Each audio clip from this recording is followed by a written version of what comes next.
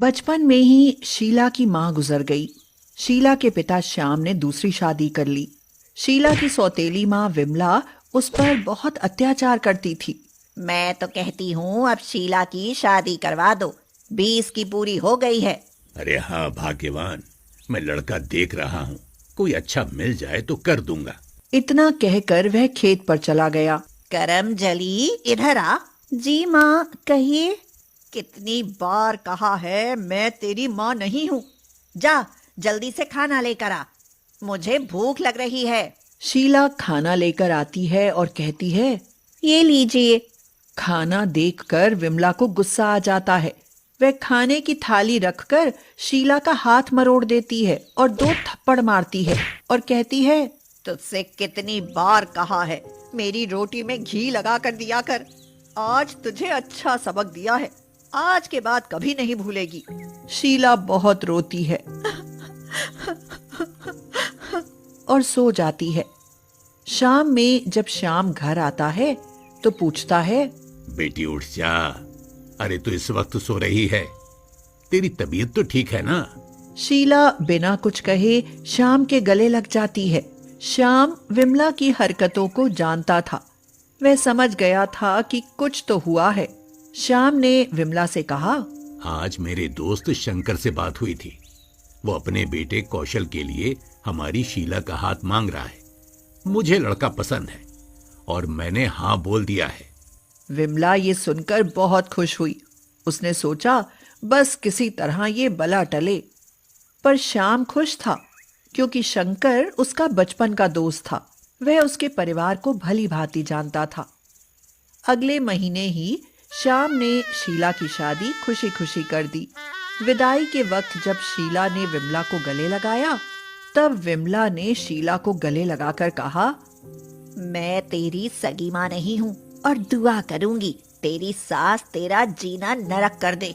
तू ससुराल में भी ऐसी ही जिंदगी जिए, कोई तुझसे प्यार न करे। शीला अपनी माँ के मुंह से ऐसे शब्द सुनकर हैरान हो जाती है। ससुराल पहुंचते ही उसने देखा कि उसकी सासू माँ दरवाजे पर पूजा की थाली लेकर खड़ी हैं। जैसे ही उसकी सासू माँ ने शीला के टीका लगाने के लिए हाथ आगे किया, वह घबरा गई और पीछे हट गई। उसको लगा उसकी माँ की तरह वह भी उसको बिना गलती के मारेगी। बेटा, क्या हुआ? तुम्हारी तबीयत तो ठीक है ना? शीला ने घबराते हुए कहा, जी सासू माँ। बेटा, तुम मुझे सिर्फ माँ बुलाओ। आज से तुम इस घर की बहू नहीं, बेटी हो। सारी रस्में पूरी करने के बाद रात में सब एक साथ खाने के लिए इकट्ठा हो जाते हैं। आज मैं अपनी बेटी को अपने हाथ से खाना खिलाऊंगी। शीला की सासू माँ उसको अपने हाथ से खाना खिलाती है। शीला माँ का प्यार पहली बार महसूस कर रही थी। उसकी आंखें भर आई, वह रोने लगी। क्या हुआ बेटा, तुम रो क्यों रही हो? किसी ने तुमसे कुछ कहा क्या? नहीं माँ, वो बस मुझे अपनी माँ की याद आ गई। बेटा, तुम परेशान ना हो, हम सब पूरी कोशिश करेंगे तुम्हें यहाँ कभी कोई परेशानी ना हो और तुम हमेशा खुश रहो। रात होते ही सभी घर वाले सो जाते हैं। क्या अब हम लोग बात कर सकते हैं? सबके बीच बात करने का वक्त ही नहीं मिला। शीला घबराकर बोली, जी। तुम बात बात पर घबरा क्यों जाती हो? क्या हुआ मुझे बताओ, अपना अच्छा दोस्त समझकर बताओ। सच में मेरा आज तक कोई दोस्त नहीं था। अब से मैं हूं ना, तुम मुझसे सारी बातें कह सकती हो। अब बताओ क्या हुआ।